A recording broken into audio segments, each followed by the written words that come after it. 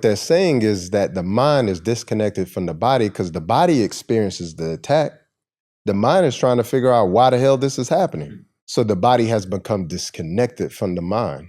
And so because we're so disconnected, that's why our bodies are also dysfunctioning, and we label it as dis-ease. But that's a perfect name for it too. Dis is a prefix that means to take away, and ease is peace. So we're taking away our peace. Brilliant. Dr. Bobby Price, I want to play a quick game.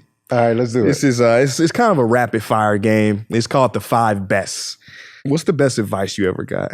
Best advice I ever got. Living your own authentic power. That's the best advice, bar none, I ever got. And part of that advice came through life experience. The other part came through people constantly showing me that. And then the other part of that came through the book, The Alchemist. That really inspired me to live my life unapologetically. And when I tell you, like, I love people. I care immensely about people. That's why I do what I do. Yeah. But when it comes to opinions, I don't care. I think that's my superpower. That when people give me a compliment, it rolls off of me in the same direction that when people try to offend me. I'm thankful for all my blessings. But what I realize is that my approval, my validation has to come from me and come from God and nowhere else. Reminds me of that Rudyard Kipling poem. Yeah. If. Praise and blame. There's 2 imposters, right? Yeah. Treat those 2 imposters the same. The same, yeah. That's it. Keep your head when all about you is losing theirs and blaming it on you. If you can trust yourself when all men doubt you, make room for their doubts too. Man, that's a beautiful poem. That's great. Yeah. What's the best investment you ever made? Best investment? Myself. Man, when I tell you, so like right before like the whole real estate burst, I was in real estate. Okay. I had bought like 10 houses. And I saw the burst coming before. Because what happened was I had a friend, I had taught him how to get into real estate. He started before I did. And what happened was he was like, yo, my payments just went through the roof. What happened? I was like, and he was like, you need to help me. You told me. I'm like, what I need? I didn't do the loan for you.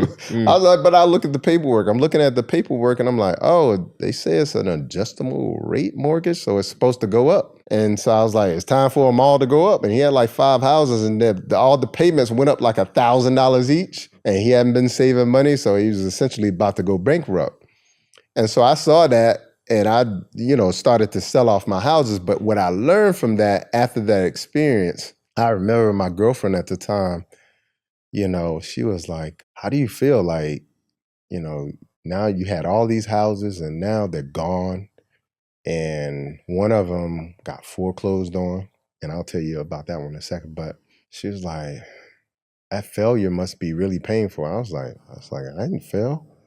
And I think I talk about this in the book, but right before that, like right before I bought my first house, 6 months before that, I was homeless, sleeping in my car in the winter. And I was like, I went to work. Like I worked at night, I worked during the day. I took a shower at the gym. Like I taught myself so much during that process. And a year later, I had my own house. And then 2 years later, I had like 10 houses. I went from no house to 10 houses in 2 years. I was like, the greatest thing I learned through that process was that I won. Like I taught myself a skill that allowed me to not only put so much money in my pocket that I could buy a home, but I remember going into the bank and the lady saw how much money I had. She was like, I really need to learn what you're doing. And I was like, I just thought this skill up. I learned a skill. I perfected a skill. And I was like, this is how you manifest in life. And you eventually elevate that because now you don't need anything physical to create anymore. So it elevates. But that house that foreclosed on, it was with a bank who got dissolved because they were creating so much mortgage fraud that even that foreclosure fell off my credit. Wow. I was explaining to her, I was like, man, what I learned that, I was chasing after money and I never could get it. I was like, through that process, I learned I am the money. Like I have to cultivate me, not anything else. And this is a point that I had graduated school and, but I learned that I am the money. And so self-investment is the best investment. That's awesome. Love that. I know you're a reader. What would you say the best book you ever read? Damn, that's tough, bro. And one of the best. Well, I mentioned one, The Alchemist. That's definitely, without a doubt, one of my favorite. I would say, can I name a couple? Yeah. Okay, yeah, cool. Let's get a couple. That's easy. Seat of the Soul. Okay. Powerful. Gary Zukav. Yeah. Seat of the Soul is amazing. I would also say The Power of Now by Eckhart Tolle. Eckhart, yep. There's one more. One more, I'll say The Monk Who Sold His Ferrari. Okay. Yeah. Classic. Best quote you ever heard? I always flub this up and it's my favorite quote. I don't know how to do it.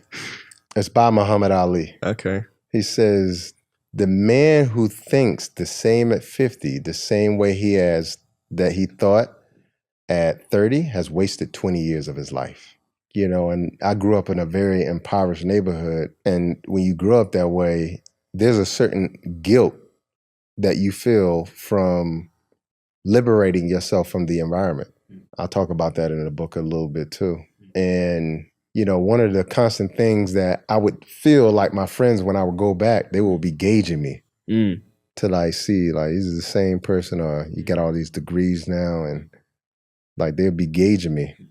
Most of friends will be like, damn, you're the same dude, just did your thing. Mm-hmm. But every now and then I had that friend like, man, you different now. Yeah.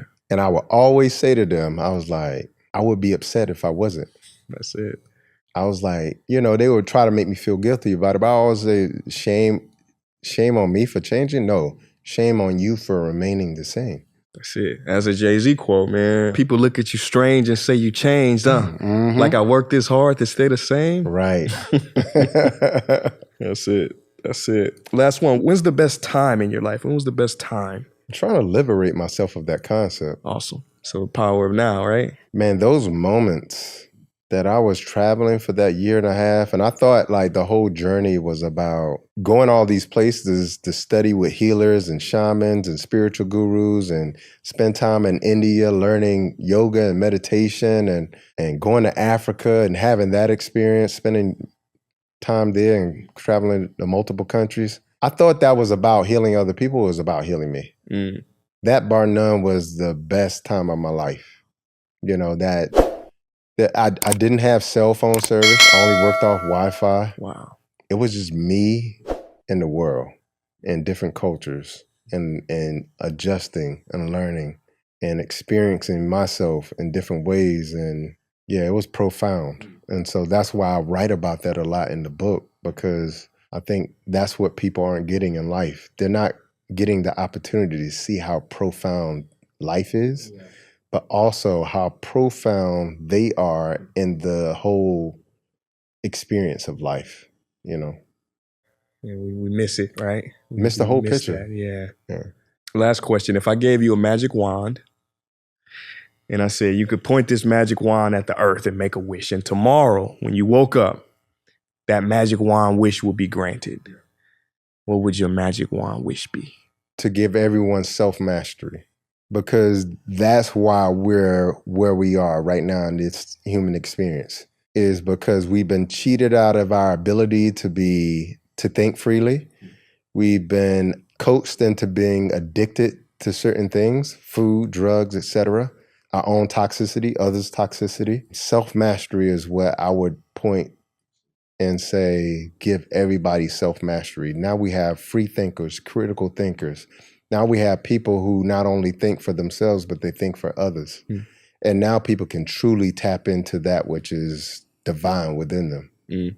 That's what I would, without a doubt. That's awesome. Yeah. That's awesome. Where can people follow your work? Where can people get the book? Yeah. So you can follow my work on Instagram, Dr. Holistic, completely spelled out. I like that name, Dr. Holistic. I love that. Yeah. On YouTube, I do a lot of work on YouTube. So it's just Dr. Bobby Price. I put a lot of content there, as well as go to my website, drbobbyprice.com. You can get the book, you can get my detox and all that kind of stuff. And yeah, man, I would love to stay connected with those who resonate with me.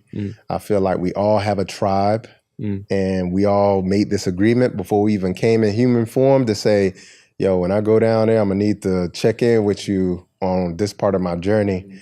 And I believe that not only will I be valuable to you, but you'll also be valuable to me in that experience too.